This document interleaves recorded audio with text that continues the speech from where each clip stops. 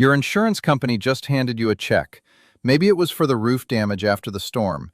Maybe it was for the water that came through the ceiling and ruined 2 rooms. Maybe it was for a medical procedure they agreed to cover and then decided they didn't agree anymore when the bill arrived. And the check they sent you, the check you're looking at right now, is for a number that feels wrong. Not just a little wrong, significantly wrong. And you're wondering if there's anything you can do about it, or whether you just have to cash it and move on. Before you sign it, before you cash it, I want to show you something. There is a specific letter written in plain English that changes the legal position you're standing in. It invokes statutes. It starts clocks.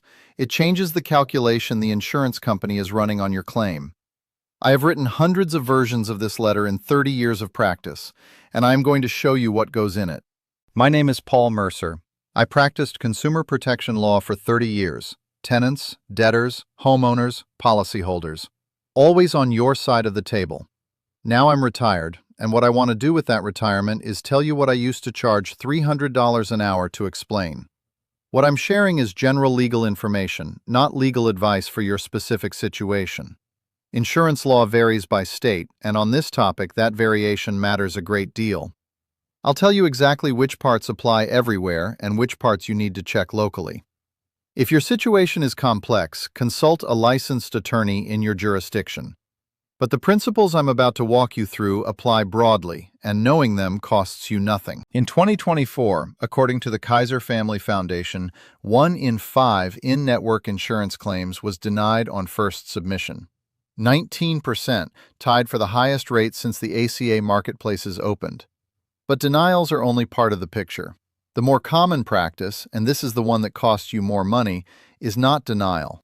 It's underpayment. Settling for significantly less than what your claim is actually worth. Industry practitioners report underpayment is more common than outright denial by 5 to 10%. The reason is simple. A denial invites a challenge. A check in your hand invites you to cash it and walk away. Most people do. Here's the number that should stop you cold. In 2024, approximately 85 million insurance claims were denied in ACA marketplace plans. Less than 1% of those policyholders sent back a single piece of paper in response. And of the people who did appeal, 34% of them won. On an internal review. Without a lawyer. Without going to court. Just a written response. 34% of the people who pushed back won. And 99% of the people who were denied never pushed back at all. The insurance company's business model has a line item for that number. They call it a lapse rate or an abandonment rate. It's in the actuarial math that says, if we offer this number, most people will accept it and we won't have to pay what we actually owe. That's not a conspiracy. It's arithmetic. And it works precisely as long as you don't know what I'm about to show you. The training inside the industry does not include telling you about the appraisal clause in your own policy. It does not include explaining that the letter I'm going to show you starts a statutory interest clock in states like Texas. It does not include mentioning that 34% of the people who write back win. That information is available to you. It just hasn't been handed to you. Here's what the law actually says. In every single state in the country, all 50 of them, there is a law that says an insurance company cannot offer you substantially less than your claim is worth and call it a settlement. The law has a name, the Unfair Claims Settlement Practices Act. It traces back to a model law written by the National Association of Insurance Commissioners in 1990, Model Law 900, and every state has adopted some version of it. In plain English, the insurer must investigate your claim reasonably, must not misrepresent what your policy says, and must attempt in good faith to pay what they actually owe when liability is clear. That's a statutory obligation, and when they violate it, there are consequences. The strength of those consequences depends on where you live. Insurance regulation is governed at the state level under the McCarran-Ferguson Act of 1945, which gave the states the lead role in regulating insurance. Your rights on an insurance claim are only as strong as your state's law. In some states, that law has real teeth. In others, considerably fewer. Here is the range. In Pennsylvania, if a court finds the insurance company acted in bad faith under Section 8371 of the Pennsylvania statutes, You are entitled to interest at the prime rate plus 3% running from the date they shortchanged you, plus punitive damages at the court's discretion, plus all of your reasonable attorney's fees paid by the insurer. Not by you, by them. In Colorado, under Colorado Revised Statutes, Section 10.3.1116, if the insurer unreasonably delayed or denied your valid claim, the law gives you the right to 2 times the covered benefit plus attorney's fees and court costs. 2 times. If your valid claim was worth $50,000 and they denied it, Colorado says you may be entitled to $100,000 plus the cost of fighting for it. In Washington state, the Insurance Fair Conduct Act, RCW 48.30.015, gives you 3 times your actual damages plus attorney fees plus expert witness costs for an unreasonable denial. In Georgia, under OCGA Section 33-4-6, if the insurer refuses to pay within 60 days after a written demand and a court finds bad faith, you recover up to 50% of the covered loss, or $5,000, whichever is greater, plus all reasonable attorney's fees. And in Georgia, that 60-day clock starts running from the moment you send the written demand, which is why the letter matters. In Texas, under Texas Insurance Code Section 542.060, if the insurance company fails to comply with its prompt payment obligations, 15 days to acknowledge, 15 business days to accept or reject, 5 business days to pay after agreement, the law attaches 18% annual interest on the unpaid amount, not as a penalty option, as a statutory obligation. The meter runs from when they were supposed to pay. In Florida, Section 624.155 of the Florida statutes creates a civil remedy for bad faith, but it requires filing what's called a civil remedy notice with the State Department of Insurance first, giving the insurer 60 days to cure. If they fix the underpayment, you get paid correctly. If they don't, you have a live bad faith lawsuit with the potential for damages that exceed the policy limits. That pre-suit notice requirement is not optional in Florida. The letter goes to the DOI as well as to the insurer. And in California, the courts, under a case called Brandt v. Superior Court, allow a policyholder who wins a bad faith case to recover attorney's fees as a separate item on top of the withheld benefits, paid by the insurer, not deducted from your recovery. I want to be honest about the other side of this map. If you're in New York, the state does not yet have a comprehensive bad faith statutory remedy comparable to Pennsylvania, Colorado, and Washington. There is pending legislation, Senate Bill 2025-S166A, but as of today, it has not been enacted. The appraisal clause still works. The DOI complaint still creates pressure. A breach of contract claim is still available, but the enhanced damage multipliers in those other states are not yet in your toolkit. I mentioned the appraisal clause. Let me explain what that is, because this may be the single most powerful thing in your insurance policy that you've never read. Hidden in the section of your homeowner's policy called Conditions, the section nobody reads, there is a paragraph that says this: if we disagree about how much the damage is worth, either of us can demand an appraisal. You pick your appraiser. The insurer picks theirs. The 2 appraisers pick a neutral umpire. The umpire's number, or any 2 out of 3 agreeing, is binding on both parties. Not a suggestion, binding, enforceable in court as a contract obligation. The insurance industry standardized that clause language in 1943. They knew exactly what they were putting in the policy, and they count on you not knowing which way it cuts in your favor. One thing about the appraisal clause that most people get wrong: it resolves disputes about the amount of loss. It does not resolve disputes about coverage. If the insurer agrees you have a valid claim but disputes how much it's worth, that's an appraisal dispute. If the insurer is saying you don't have coverage at all, wrong type of damage, excluded cause, lapsed policy, that is a coverage dispute. Coverage disputes go to court. They do not go to appraisal. That is a hard legal line, and I want you to know exactly where it is before you invoke anything. Let me show you a real case. This happened in Texas. A policyholder had hail damage to their residential roof. The insurer's adjuster offered approximately $28,000. The policyholder invoked the appraisal clause. The appraisal panel, two appraisers and a neutral umpire, determined the correct amount of loss was $91,138.71, more than 3 times the initial offer. The court said, that number is binding. The insurer had to pay it. Then the court added $28,253 in statutory interest because the insurer had delayed and $112,338 in attorney's fees. Total recovery on a claim initially offered at $28,000, exceeding $231,000. That case is in the public record. That result required the policyholder to know about the appraisal clause, to invoke it in writing, to have their numbers backed by independent estimates. The clause doesn't produce those results on its own. It produces them when the policyholder understands the procedure and uses it correctly. Let me show you the letter. The counter-demand letter for insurance underpayment has 5 elements. Every one of them matters.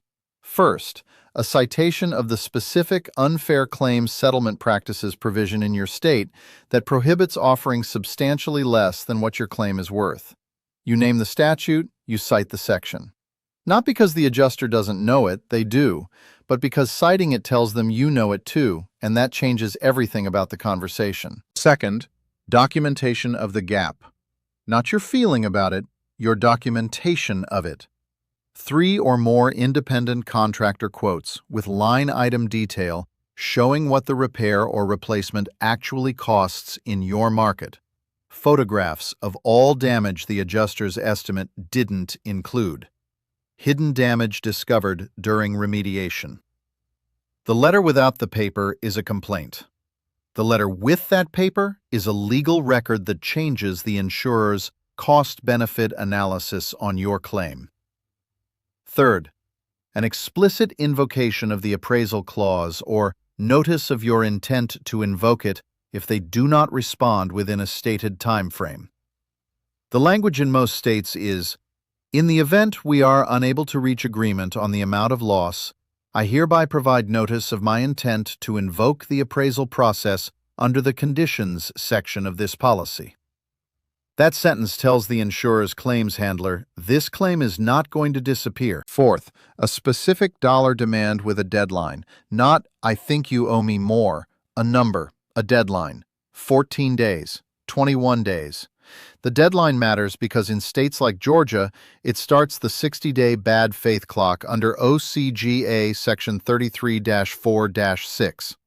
In Texas, the letter is part of the documented record for the Prompt Payment Act interest calculation.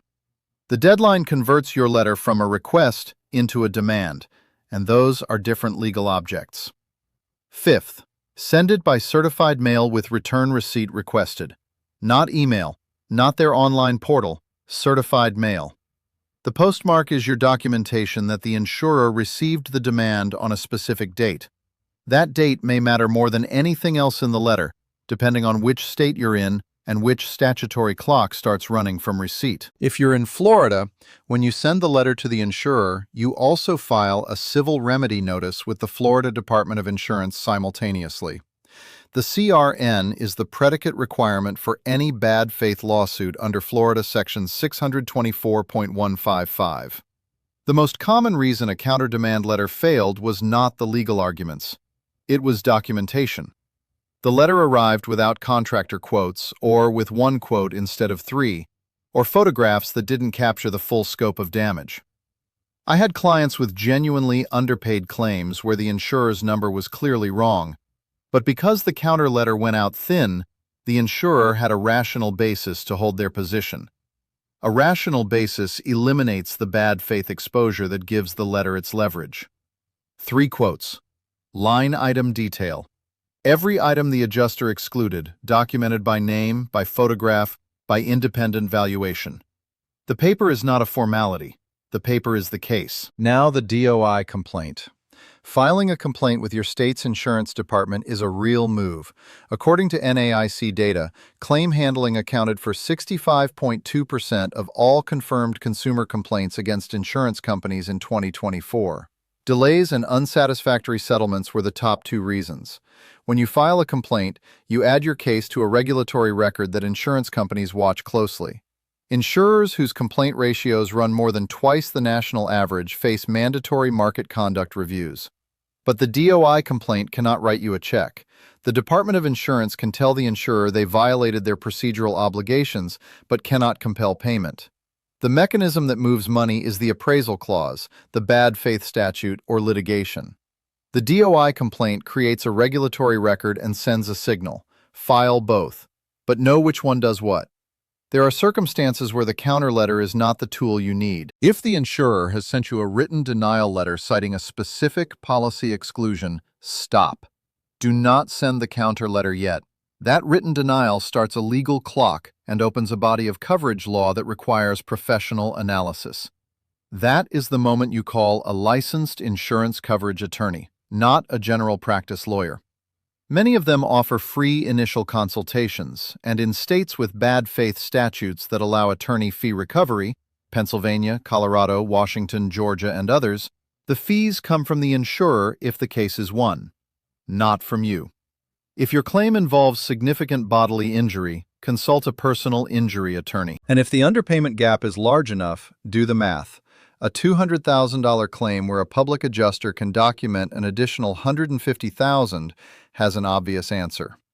Public adjusters are licensed in all 50 states, work on contingency of typically 10 to 20%, and can invoke the appraisal clause on your behalf. They're paid only if they get you more. Here is the clock you need to understand because this is not a technicality. Every state has a window for bringing insurance claims disputes. In Florida, for property claims, 2 years from the date of loss.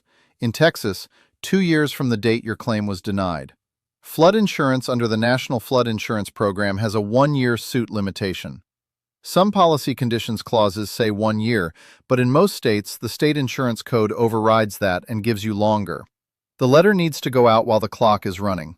Once that window closes, the remedies I've described are gone, regardless of how clearly you were underpaid. Check your state, confirm your deadline, then act. Now let me do the math. In Delaware, a sample of 44 property claims from 2020 through 2024 showed an average initial insurer offer of $66,398. The average final settlement on those same claims, after policyholders pushed back, was $227,554, a difference of $161,156 per claim. Sitting on the table, waiting for someone to put a specific piece of paper in a certified mail envelope. The counter-demand letter costs you the price of a certified mail envelope. The letter goes out. The insurer now knows you understand the appraisal clause, you've cited the UCSPA statute, and there's a deadline. Their calculation on your claim changes. Most of these cases do not go to litigation. Most resolve before that, but the ones where the insurer still maintains an unreasonable position after proper demand are the ones where the enhanced state remedies come into play. Pennsylvania's prime plus 3 interest, Colorado's 2 times multiplier, Washington's 3 times damages, Georgia's 50% penalty and attorney's fees, Texas's 18% annual interest. Those remedies exist because without a financial consequence that exceeds the benefit of underpaying, the actuarial math still favors denying. The statute is calibrated to make that math work against the insurer when they stall. I've seen the letter work. I've seen clients come in having already cashed the first check thinking they were done, and we've sent the supplemental demand and recovered significantly more. Cashing the first check does not automatically waive your rights in most states, absent a signed release. If the check contains language calling it a full and final settlement, read that carefully. In most states, you need to sign a release for the settlement to be binding. But if the check says full and final and you endorse it, that endorsement may be treated as an acceptance of settlement in some jurisdictions. Do not sign anything labeled as a release without understanding what you're releasing. I had a client in Pennsylvania who came in 14 months after accepting a payment for water damage from a burst pipe. She thought she was done. The insurer had paid for the visible damage, the flooring, the lower drywall, but the hidden damage inside the wall cavity, discovered during repair, had not been included in the original estimate. We filed a supplemental claim with contractor documentation and 3 independent quotes. The insurer reopened the claim. The supplemental settlement exceeded the original payment by more than 40%. Nobody had told her the claim was still open. One more thing before the recap. There is a document inside every insurance company's claims file called a reserve. That's the number the insurer internally decided it might ultimately have to pay on your claim. If a bad faith lawsuit is ever filed, your attorney can subpoena that claim file through the discovery process. Courts have found, repeatedly, that when the insurer's internal reserve is dramatically higher than the initial offer, when they told themselves the claim was worth $90,000 but offered you $28,000, that gap is evidence of unreasonableness, evidence relevant to bad faith. The insurer's own internal accounting can become part of your case. Their claims supervisors know this, which is why when you send a documented, statute-citing, deadline-bearing letter by certified mail, the conversation inside the claims department is different than what happens when you call and argue on the phone. Let me be clear about the standard for bad faith, because most people believe it requires proving the insurance company was intentionally fraudulent. That is not what the law requires in most states. In Pennsylvania, the Supreme Court standard under Section 8371 is this: the insurer had no reasonable basis for denying benefits, and the insurer knew or recklessly disregarded the lack of reasonable basis. Recklessly. That is not malice. Sending a $28,000 check when the claim file shows the reserve is $90,000 and the insurer's own documentation reflects more extensive damage, that conduct can meet the standard in most states that have a bad faith statute. It does not require a fraudulent plot. It requires unreasonableness without a reasonable basis. The software that generated the estimate your adjuster brought to you traces its origins to an organization created by insurers. Courts have acknowledged that its pricing lags behind what contractors actually charge in local markets after a storm or disaster, particularly when materials and labor costs spike. The California courts address this directly in wildfire claim litigation. When you send your counter-demand backed by independent contractor quotes that reflect actual local market rates, you are doing exactly what the process was designed to allow. Here is what you do. Check the check itself. Does any language say full and final settlement or payment in full? If so, do not endorse it until you've made a decision. Call the claims handler and ask whether a separate release is required before this check constitutes a settlement. Get the answer in writing. Get 3 independent contractor quotes, not the contractor your insurer sent. Independent, licensed contractors who will give you itemized estimates. Ask each one to document everything the insurer's estimate excluded. Write the letter. 5 elements. The UCSPA statute in your state by name and citation. The documented gap between the insurer's offer and your independent quotes. Notice of your intent to invoke the appraisal clause if the gap is not resolved. A specific dollar demand and a specific deadline. Certified mail, return receipt requested. If you're in Florida, parallel file the civil remedy notice with the Department of Insurance. File the DOI complaint. Every state has an online complaint portal. The NAIC's consumer portal at content.naic.org will direct you to your state's process. It takes about 20 minutes. File it the same week the letter goes out. And check your state's statute of limitations on your claim type. Do it today, because the one thing that eliminates all of these options, regardless of how clear the underpayment is waiting until the window closes. Tell me what state you're in the comments below. I read every one. And if you've already sent a counter-demand letter, invoked the appraisal clause, or gotten a different result than the first check, tell me what happened. The numbers people share down there are going to be the most convincing thing I could ever put in this video. If there's a check sitting in front of you that feels wrong, you now have 3 things you didn't have before: the name of the statute in your state, the structure of the letter, and the knowledge that the appraisal clause in your own policy was always there, waiting for you to use it. You are not gaming the system. You paid your premiums, you filed your claim. What I've described is the consumer side of a process the insurance industry has always known about and rarely volunteers. Using it is not a fight, it is paperwork. Specific, documented, statute-citing paperwork. The record shows it works roughly a third of the time it's tried, in a population where fewer than 1% of people try it at all. Know your rights, use your rights. Nobody is going to hand them to you. Next week, the DOI complaint in detail. what information to include, how to phrase it so it generates a response, and how to read the insurer's NAIC complaint ratio before you file, so you know whether your case fits a documented pattern. That card is on screen right now. The fine print was written to confuse you. Now you can read it. See you next time.